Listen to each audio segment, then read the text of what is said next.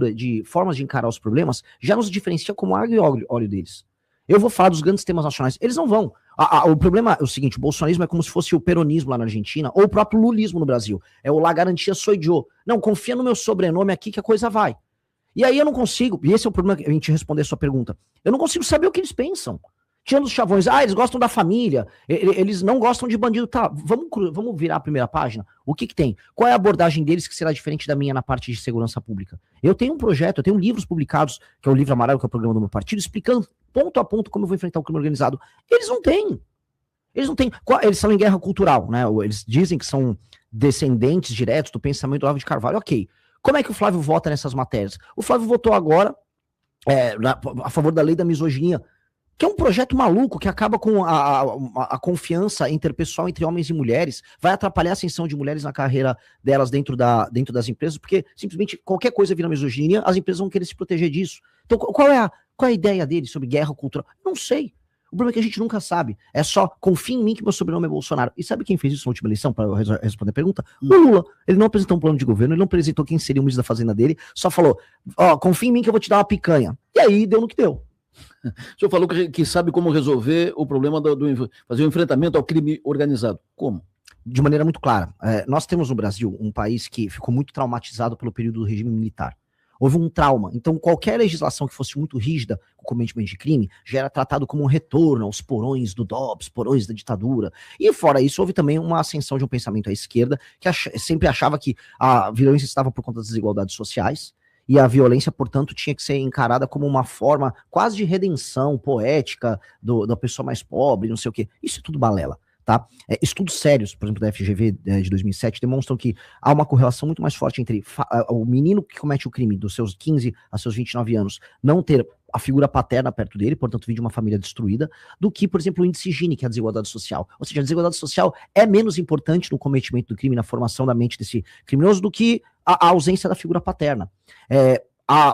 Outra pesquisa que foi feita, muito importante, demonstra que presidiários, foi o Gakia que trouxe essa pesquisa, Pérez Chiquida. Presidiários, eles têm medo, e essa pesquisa foi feita com presidiários, de penas muito altas como prisão perpétua ou até pena de morte, e isso faria eles serem dissuadidos de cometer crimes. Então, o que a gente já sabe que toda a literatura internacional nos mostra, penas mais altas, certeza de punição, e aí você abordar esse jovem dos 15 aos 29 anos, porque a maior parte dos crimes violentos são cometidos nessa época, inclusive com tratamento psicológico nas escolas, acompanhamento, e é por isso que as escolas militares são um sucesso, porque você tem a figura masculina próxima, você começa a diminuir o cometimento de crime. Só que aí tem um outro elemento. A gente ficou errando em políticas públicas de segurança no Brasil há décadas. E aí isso criou monstros. PCC é um monstro, Comando Vermelho é um monstro, e outras facções menores são monstros. No Rio ainda tem as milícias que são monstros. Aí a gente vai ter que dar um tratamento específico para eles. É como se o Brasil fosse um doente, né? A gente tá com câncer, e aí agora a gente vai ter que fazer uma cirurgia específica em alguns pontos.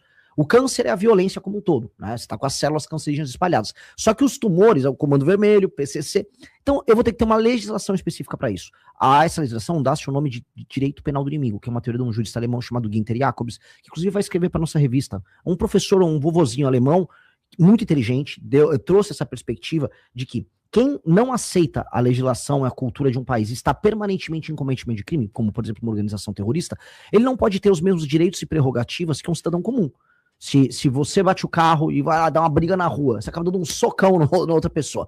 Tudo bem, você vai ter que ser punido eventualmente, mas você tem os seus direitos, você tem sua presunção de inocência. Uma pessoa que coloca uma tatuagem em Comando Vermelho, ele não tem presunção de inocência. A gente tem que considerar que ele está permanentemente em cometimento de crime. Essa pessoa tem que ser considerada como alguém que terá que ser abordada para a polícia e já ser presa. Então logo ela seja identificada. Essa pessoa não vai poder pagar fiança, essa pessoa não pode ter progressão de pena, as penas têm que ser mais duras com relação a ela, ela não pode ter audiência de custódia que simplesmente possa liberar ela.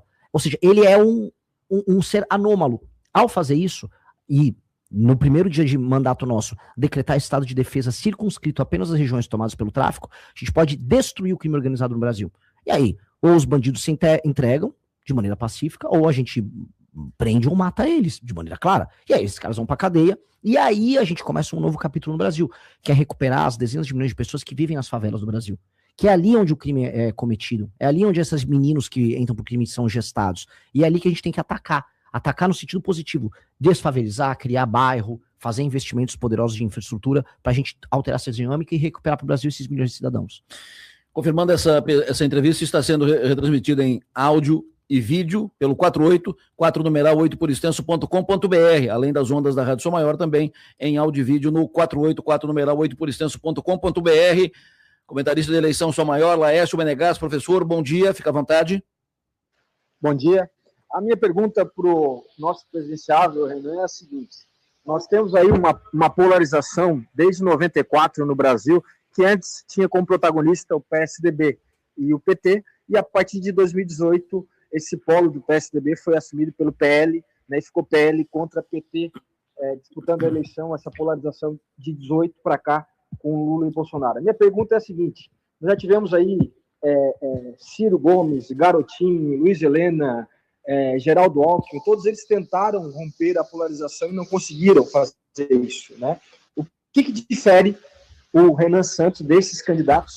Qual a estratégia que ele tem para romper essa polarização? Uma delas você já falou, que é o seu contato com a juventude. Nós comentamos no programa esses dias, Renan, eu e a Adelor Lessa, que na juventude, o recorte da pesquisa Atlas bastante favorável na questão da juventude, mas que outras estratégias, por exemplo, você tem para falar com outros públicos e que você vai tentar demonstrar na campanha para conquistar a confiança do eleitor?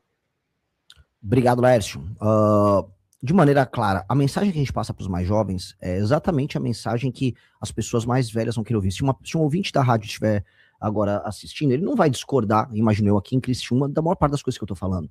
Ele, na verdade, não me conhece, e, na verdade, se ele tiver lá mais de seus 50 e poucos anos, ele tá, vamos dizer, ainda inebriado pela lógica do bolsonarismo como resposta dialética ao petismo. O bolsonarismo como enfrentamento natural ao petismo. Mas se você olhar na letra da lei, ou se você olhar no papel, as propostas do Flávio são muito menos condizentes com o que ele pensa do que as minhas. Então, se ele olhar minha trajetória, eu liderei o impeachment da Dilma Rousseff nas ruas e no parlamento, eu fui capaz de fundar um partido, a família Bolsonaro não foi capaz de fundar um partido, eu jamais votaria nessas leis feministas que passaram no Congresso, assim como o nosso deputado Kim Kataguiri nunca votou, eu jamais ficaria fazendo campanha falando que eu vou ficar aumentando Bolsa Família, ou seja, contrariando a lógica e o sistema de valores do próprio eleitor dele, jamais faria isso. Então, se esse eleitor conhece e passa a ser um pouco generoso, ele não tem motivo de discordar. E aí existem dois elementos, e a pergunta é muito boa, porque ela trata de dois momentos geracionais. O Fernando Henrique e o PSDB, eles representaram um processo de modernização de um país que tinha medo de falar que era de direita. E aí as classes médias antipetistas, elas falam, não, esse projeto está modernizando o Brasil, tem plano real, tem privatização, a economia está andando, eu estou começando a consumir produtos do exterior, o Brasil é uma economia muito fechada ali até os anos 90. E isso, vamos dizer, marcou uma geração, né, uma geração de petistas, até que deu vamos dizer, a fadiga de material e eles passaram a perder. O bolsonarismo representou outro momento, foi quando as pessoas antipetistas começaram a falar, este cara, ele representa meu sistema de valores, o Bolsonaro é literalmente eu.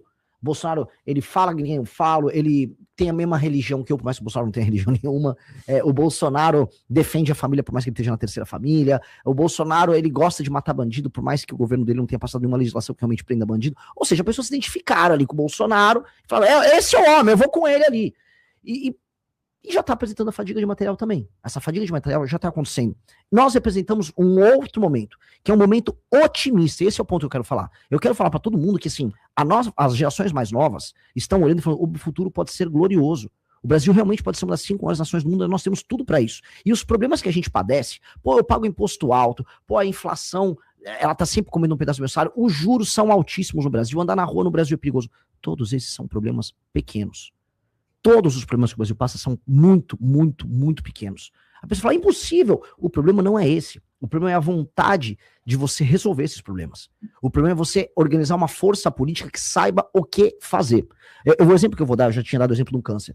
O Brasil, se fosse um paciente, uma pessoa doente, ele é uma pessoa que está morrendo de gripe. Sabe, existe cura pra gripe, existe remédio pra gripe, todo mundo sabe como resolver, só que a pessoa não quer cuidar, porque se ela tem um parente que falou que ele tem que tomar suco de cenoura e um chá e não tá tomando remédio pra gripe. Este é o cenário do Brasil. Resolver o problema de juros do Brasil é fazer uma boa reforma fiscal. Resolver a questão de segurança pública, passando a legislação certa e tendo vontade, se resolve em 1, 2 anos. Resolver a questão da reforma administrativa dos estados e municípios para fazer eles serem autossustentáveis, como são aqui em Santa Catarina, a gente resolve em 3, 4 anos. É questão de resolver uma equação política. Isso é difícil, que é resolver os jogos de poder que existem entre os estados, os municípios, o tal do Centrão, hoje também tem o STF como um player. Este é o desafio. E nós estamos criando um projeto político inteiro devotado a resolver isso. E isso é otimista, isso aponta para um futuro que vai ser glorioso. Eu vou falar, a maior parte dos problemas brasileiros de Estado, que são muito ruins, a saúde e educação no Brasil, com o uso da tecnologia, com a inteligência artificial que está chegando aí, galera, é uma revolução, vai mudar tudo. O SUS, que antes era uma desvantagem brasileira, vai ser uma vantagem enorme, porque ele é centralizado, a gente vai poder cruzar dado, aí a gente vai poder saber se uma pessoa vai desenvolver diabetes, já vai ter um remédio próximo. O presidente de El Salvador, o Bukele, apresentou esse mesmo projeto e já está fazendo uma espécie de SUS dele no celular da pessoa, e que não tem atraso, a pessoa consegue fazer a consulta com o médico, em vez de pegar fila, ela já faz por teleatendimento com qualquer médico espalhado pelo país, o remédio já aparece num totem perto da casa dele, aí você consegue prevenir, controlar estoque, gasta menos dinheiro, tem menos corrupção, é muito melhor. O futuro será incrível. E para você fazer uma revolução que envolva inteligência artificial, alta tecnologia, você precisa de gente boa com cabeça nova. E é isso que a nossa geração está aprendendo a ser, a geração que vai usar a tecnologia para fazer com que o Brasil diminua o gap, a distância que a gente tem para os países maiores. E a gente vai conseguir. Então, por que eu sou otimista sobre o futuro e por que esse é um projeto diferente dos outros? Porque a resposta que já está tendo entre os mais jovens mostra que isso está convencendo os corações e mentes das pessoas que já estão entendendo que o caminho é outro. E aí é um processo de convencimento, é um processo natural. Já aconteceu com o Milei na Argentina, já aconteceu com o Trump nos Estados Unidos. O próprio Bolsonaro teve um pouco disso. Isso está acontecendo com a gente. Se fala de reforma tributária, ela está sendo implantada, fala-se da reforma administrativa, reforma previdenciária, reforma política. O que você faria numa reforma política se fizesse a reforma política se entendê-la necessária? Pergunta difícil, hein, homem? Pergunta difícil. Eu vou falar minhas duas posições sobre reforma política. Quando todo mundo fala em reforma política, as pessoas estão falando muito em modelo de votação. É distrital misto. Muitos vão nessas linhas. Pode ter mais partido, pode ter menos partido. Eu vou levar minha reforma política para outro campo. Tá? Porque, por mais que eu falasse, Renan, qual a sua opinião? Eu gostaria de ter voto distrital misto de lista fechada, para não ter nem tiririca na lista. Mas isso é uma outra discussão, a gente pode, depois, se quiser abordar em outra pergunta, a gente faz. A principal parte de uma reforma política nossa é entender qual o problema político do Brasil. E o problema político do Brasil é o orçamento e as decisões políticas são concentradas na mão de gente que administra os piores estados e municípios do Brasil, e essas pessoas não têm nenhum compromisso com o resultado, e elas mandam mais do que as pessoas que têm compromisso com o resultado. Ponto. O que eu quero dizer, traduzindo o que eu falei, o presidente do Senado é do Amapá e o presidente da Câmara é da Paraíba. Eles não podiam estar nessa posição. Tem pessoas dos piores municípios, de regiões mais mal administradas no Brasil, no Tribunal de Contas da União, no STF. Alguns dos últimos nomeados, teve um cara do Piauí, que é o Cássio Nunes, e teve o Flávio Dino do Maranhão. Piauí e o Maranhão apresentam alguns dos piores índices de desenvolvimento humano. É como se eu pegasse para administrar um time de futebol, um técnico que acabou de ser rebaixado para a Série D. Não tem nenhum sentido eu botar um técnico na Série D na seleção brasileira, mas na política brasileira faz sentido. E como é que eu altero isso? Veja, o dinheiro dos catarinenses ele é tirado via impostos, ele vai para o governo federal, e aí ele, pelo fundo de participação dos estados, fundo de participação dos municípios, ele é enviado para municípios pouco funcionais em outros lugares do Brasil. Eu fui visitar esses lugares pouco funcionais. O IDH desses lugares, a atividade econômica não aumenta. E os governadores não têm nenhuma obrigação em fazer a arrecadação do estado aumentar. Ele só fica com o pires na mão, dando calote para o governo federal, ou esperando cair o dinheiro. Então, um governador, por exemplo, do Maranhão, ele não melhora a vida do maranhense. Ele só fica aguardando um paulista, um catarinense trabalhar mais para coletar mais impostos do governo federal e cair no cofre dele. Aí, sabe o que acontece? Um salário de um professor no Maranhão, ou um salário de um policial no Maranhão, é mais alto do que um de São Paulo. Mesmo o custo de vida lá sendo muito menor. Vocês sabiam disso aqui? Talvez, eu não vi o de Santa Catarina, mas talvez seja mais alto que o de um policial ou de um professor em Santa Catarina. É justo se o dinheiro foi coletado aqui? Só que os índices educacionais, os índices de segurança pública nesses lugares são piores do que São Paulo e Maranhão. Desculpa, São Paulo e Santa Catarina. Isso não é correto. Como resolver isso? A minha reforma passa pelo seguinte. Todo prefeito e governador, eles terão que, tirando o fato de serem populares, que é o que eles só querem ser